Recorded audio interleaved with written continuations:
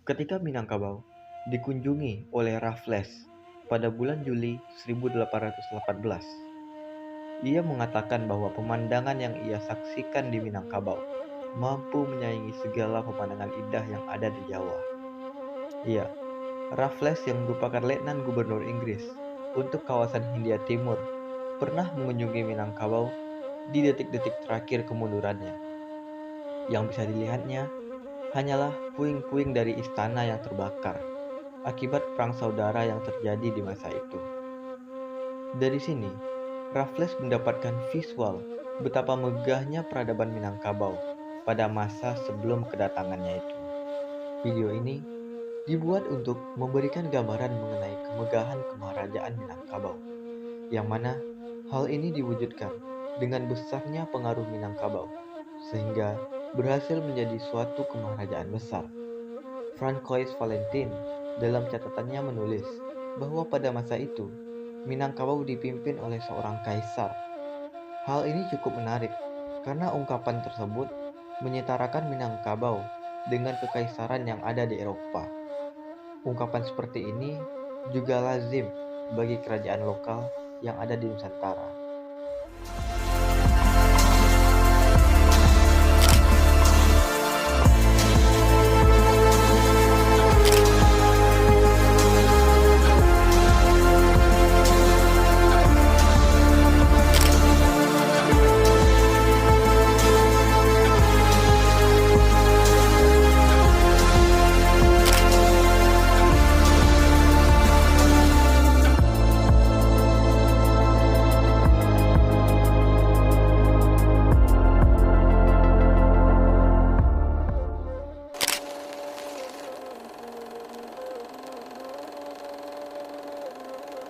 Negeri indah di pantai barat Sumatera itu bernama Minangkabau.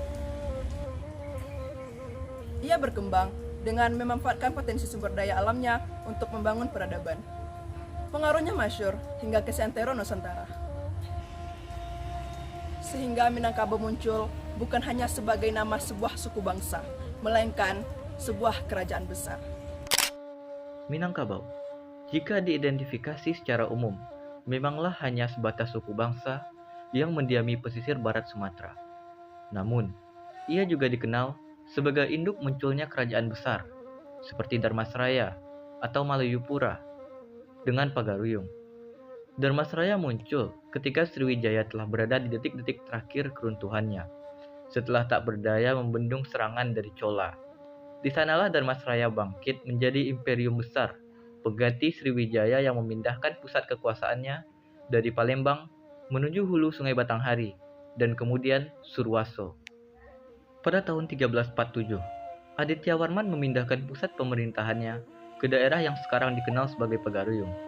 Walaupun ibu kota kerajaan Dharmasraya telah dipindahkan ke Surwaso, di Dharmasraya tetap diangkat seorang Maharaja Dharmasraya yang menjadi bawahan dari kerajaan Pagaruyung. Dua kerajaan besar inilah yang menopang peradaban besar Minangkabau selama ratusan tahun. Pada tahun 1560 hingga 1680 Masehi, terdapat sebuah kemaharajaan yang disebut dengan Keizerik Maninchabo oleh VOC atau Kekaisaran Minangkabau oleh bahasa Indonesia. Dalam Undang-Undang Adat Limbago, tersebut bahwa terdapat seorang penguasa besar yang disebut dengan Kaiser Alpha atau Alif. Letak kerajaan ini berada di pesisir barat Pulau Sumatera, yaitu pusatnya berada di Aur Duri, Kota Padang.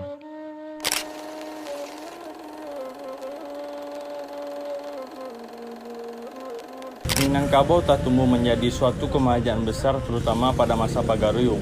Daerah di luar adat Minangkabau banyak yang menyatakan tunduk kepada Minangkabau, seperti Negeri Sembilan, Siak, Maguin, Danau, Sulu, Batubara, Brunei, dan Banila. Kerajaan kecil lainnya disebutkan didirikan oleh orang-orang Minang, walaupun secara tidak langsung berada di bawah payung hukum Minangkabau. Jika kita melihat kitab Undang-Undang Tanjung Tanah di Kerinci yang ditulis pada masa yang sama dengan Adityawarman memerintah, dijelaskan bahwa Dharmasraya menjadi kerajaan bawahan Pagaruyung. Dalam kasus yang serupa juga terjadi dengan beberapa kerajaan kecil lainnya, seperti Indrapura di Bengkulu, Kerajaan Alam Serambi di Sungai Pagu, dan juga Kerajaan Gunung Sahilan di Kampar. Hal ini kemudian dipahami sebagai kerajaan satelit dari pusat kerajaan di Minangkabau. Sehingga, jika kita melihat sekilas, kerajaan-kerajaan tersebut menjadi vasal atau bawahan dari pusat Minangkabau.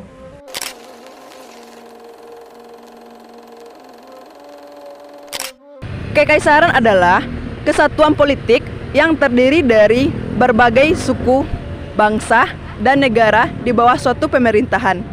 Kekaisaran terdiri dari banyak negara-negara kecil yang semi merdeka di bawah naungan suatu kerajaan utama. Biasanya, negara-negara bawahan ini akan memberi upeti kepada kaisar atau maharaja setiap tahunnya sebagai tanda kepatuhannya. Bila kita berbicara mengenai kerajaan Minangkabau, ia memang memiliki cukup banyak kerajaan bawahan yang tersebar di sekitaran Pulau Sumatera ataupun juga luar Sumatera. Sama seperti Sriwijaya, Majapahit ataupun Singosari yang memiliki wilayah taklukan dengan konsep seperti Mandala. Minangkabau juga lah seperti demikian. Penjelajah Yunani, Megasthenes pada 290 sebelum Masehi pernah meriwayatkan sebuah kekaisaran bernama Minangkabau. Dan pada peta kuno lain dari penjelajah Portugis, yaitu Batista Ramusio pada abad ke-16 juga mencatut nama tersebut. Ini membuktikan bahwa asal kata Minangkabau sudah ada, bahkan sebelum legenda adu kerbau itu populer pada zaman sekarang. Duarte Barbarossa, pelaut Portugis, juga mencatat Minangkabau sebagai wilayah yang kaya akan emas pada tahun 1512. Dalam Undang-Undang Adat Limbago, diketahui bahwa kedudukan atau tempat raja berpindah-pindah mulai dari gurun pada tahun 1560 Masehi, lalu berpindah ke gunung, turun kembali ke padang pada 1666 Masehi, dan pindah menetap ke Surwaso. Setelah itu hingga tahun 1680 Masehi. Hal ini berarti Kemaharajaan Minangkabau ini atau Kekaisaran Minangkabau ini telah mengalami perpindahan pusat pemerintahannya dalam beberapa kurun waktu. Dalam catatan Valentin, setidaknya hingga tahun 1680, Minangkabau masihlah berupa kekaisaran. Hal ini diperkuat juga dengan laporan oleh Radermacher dalam Arenberg en Allard yang menyatakan adanya Kaiser Minangkabau, yakni Kaiser Alpha. Hal ini telah membuka mata rantai sejarah Minangkabau yang terputus, setidaknya pada abad ke-16 hingga 17. Minangkabau memanglah perwujudan dari kekaisaran lokal yang ada di Nusantara, sama seperti kekaisaran Aztec dan kekaisaran Inka di Amerika Latin. Dari segi luas wilayah, Kekaisaran Minangkabau secara efektif berada di Sumatera bagian barat, wilayah Riau, hingga Bengkulu bagian utara. Wilayah ini menjadi wilayah efektif daripada Kekaisaran Minangkabau tersebut.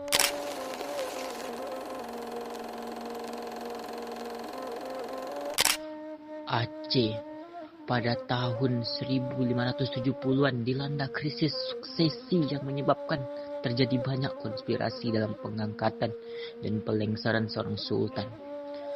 Di masa ini, dinasti Minangkabau dari Indrapura yang merupakan bawahan Pagaruyung berkuasa di Aceh.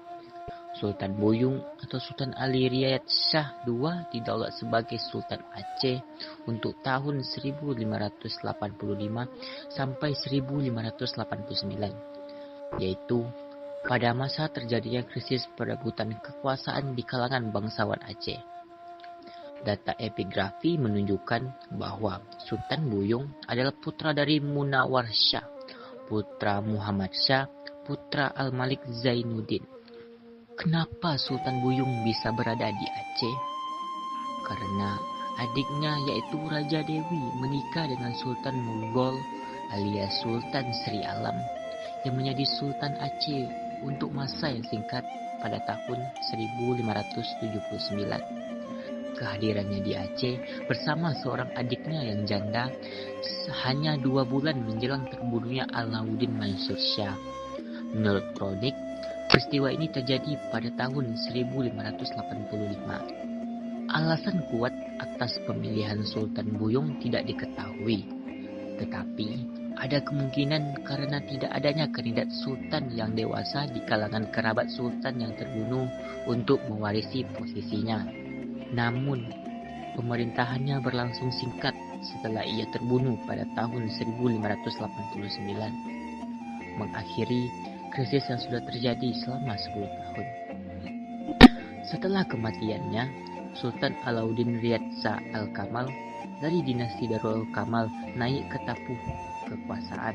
Walau hanya berlangsung singkat, keberadaan dinasti Minangkabau di Aceh menunjukkan dominasi kuat kerajaan Minangkabau di panggung perpolitikan kerajaan Melayu di waktu itu.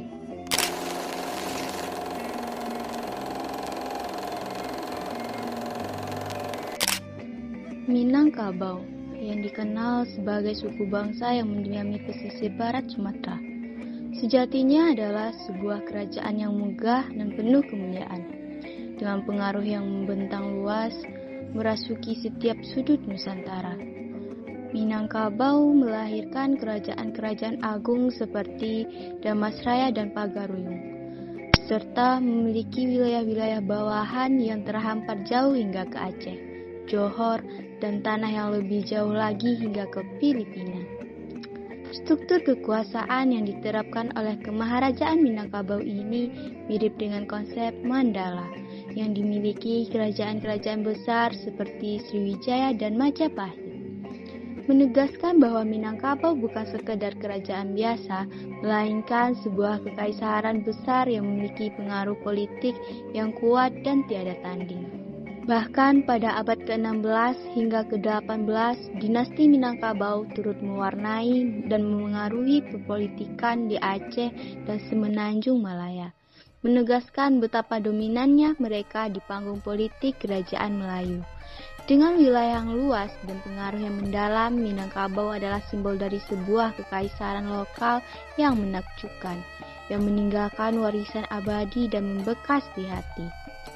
Bagaikan lukisan indah yang terus dikenang sepanjang zaman.